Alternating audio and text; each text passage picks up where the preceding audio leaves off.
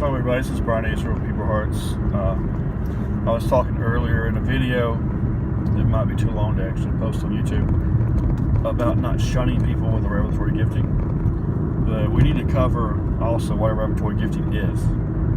The gift of revelation is really strangely misunderstood. When the Apostle Paul, along with other in collusion with the other apostles who were pretty much on the same page about church structure,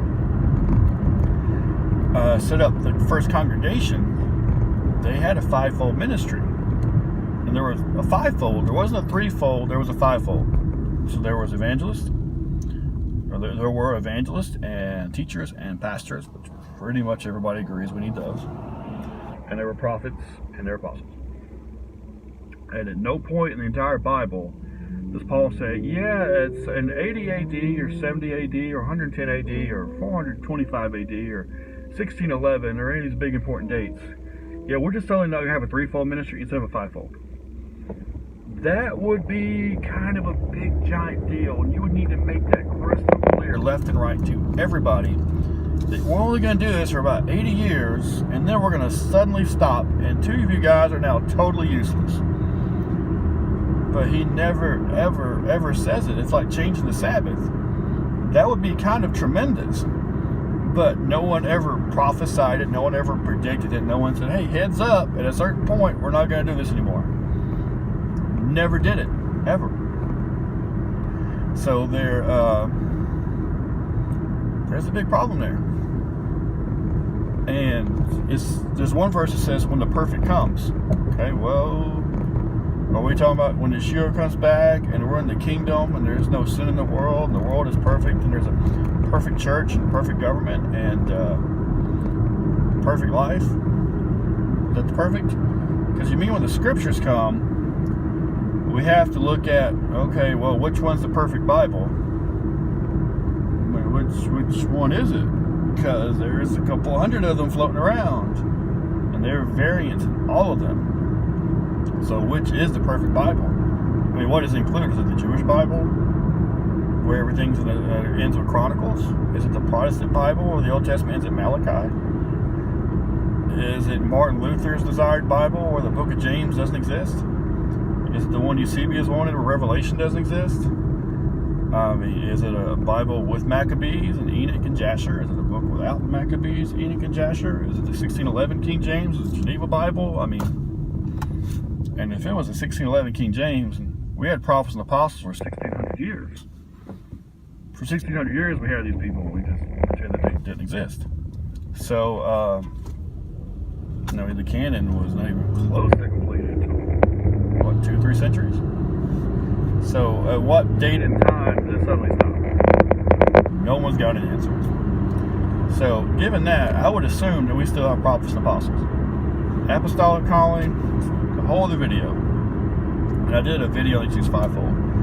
But the prophetic calling has several aspects. The job of a priest, which is basically what a pastor does now, is to present the people to God in a way. Like, God interested, this is what's going on with the people. Kind of go to God with what's in the hearts of the people. And the prophet kind of brings the heart of God to the people. The pastor brings the heart of the people to God in a way, or the priest did. And the prophets usually brought the heart of God to the people. It's like if something is heavy on God's heart, that is their job to express that. So the teacher might express the mind of Christ, but the prophet expresses the heart of Christ. So what God says on a doctrine is the role of the teacher, but what God says on a more personal matter, on a heart matter, is the role of the prophet. Because the prophets come to you usually when you're breaking God's heart, or when you're making him really angry, or you're hurting yourself and others. That's usually where the prophetic comes in. And there's a lot of ways to be a prophet. Watchman on the Wall is Ezekiel 3, Ezekiel 33, and there was it's a reference to a kind of priest. And everyone jumping up and down wanting to be a watchman these days.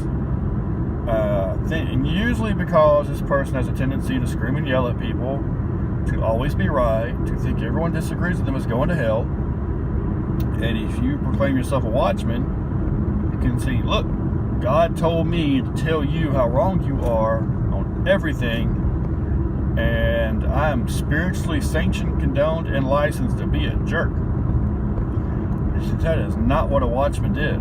A watchman is actually a historical reference to a priest, usually younger priest, but they'd have a watch of the night. They would be up between maybe 12 p.m., 3 a.m. That's one watch of the night. And the fourth watch, I think it was 3 a.m. to 6 a.m. They had about a 3-hour window. They're up. And they stand on the wall. So they have to be high up spiritually. You know, they have to be advanced or high enough spiritually to have perspective that other people don't have.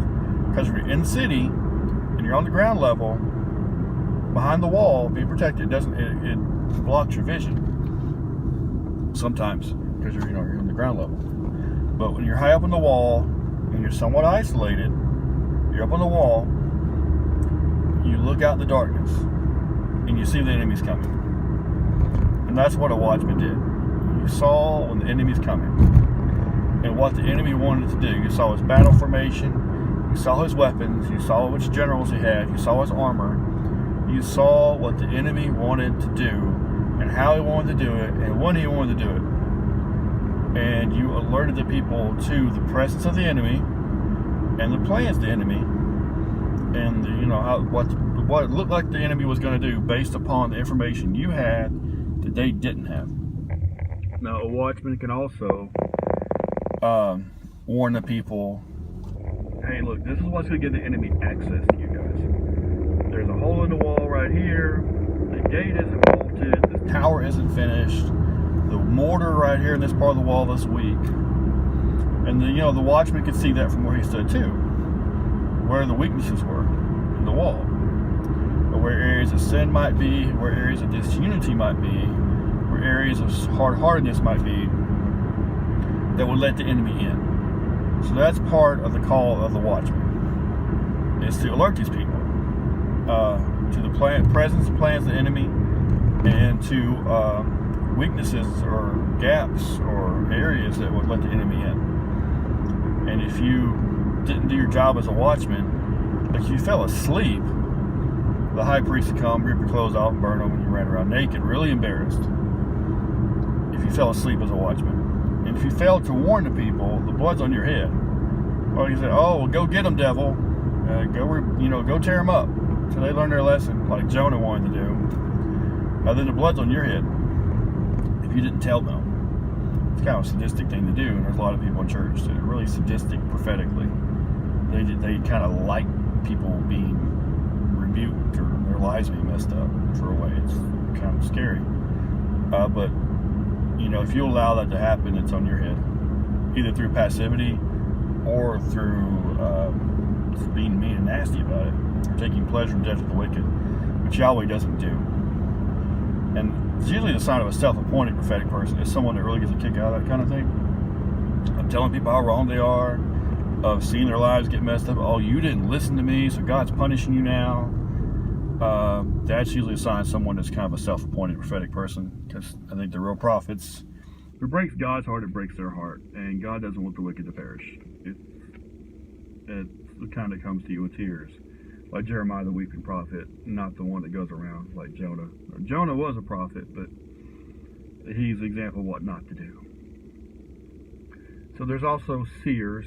At some point, a seer became a prophet, and I'm not sure how that all operated, but a seer refers to seeing, which a lot of people hear from God, and that you read scripture and something kind of jumps out at you, is applying to you, or you just like, I just like a nudge, like God said, I just feel like this pressure from this nudge, and go here, go there, don't do that, avoid that person. You like a general sense of something, but that's just spirit talking to you. It doesn't make you particularly special. But people that their five senses, God talks to them through the five senses. That's a seer.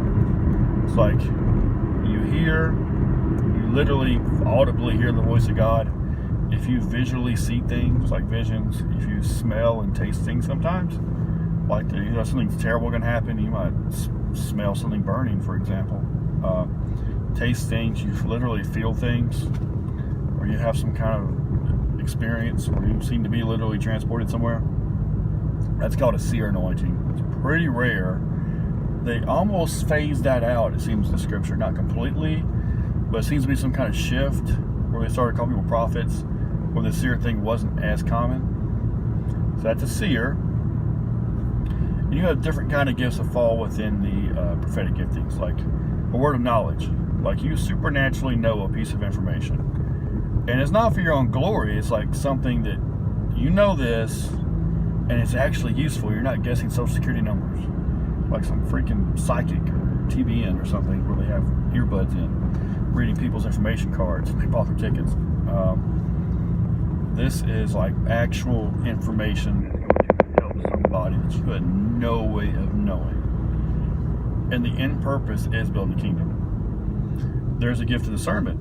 It's like a dream. Someone interprets dreams on a prophetic level. I do it on a teaching level, but there are people who have prophetic gifting who can interpret on a prophetic level, and they have a gift of discernment. And discernment says, because this dream was from the enemy, or this dream was from God, or this dream was just your own soul. And they can discern the source of the dream, not just what it means. I can get a letter in the mail in Hebrew. If Hebrew is a dream language, I can get a letter in the mail in Hebrew and tell you what the letter means. I just can't tell you who wrote it.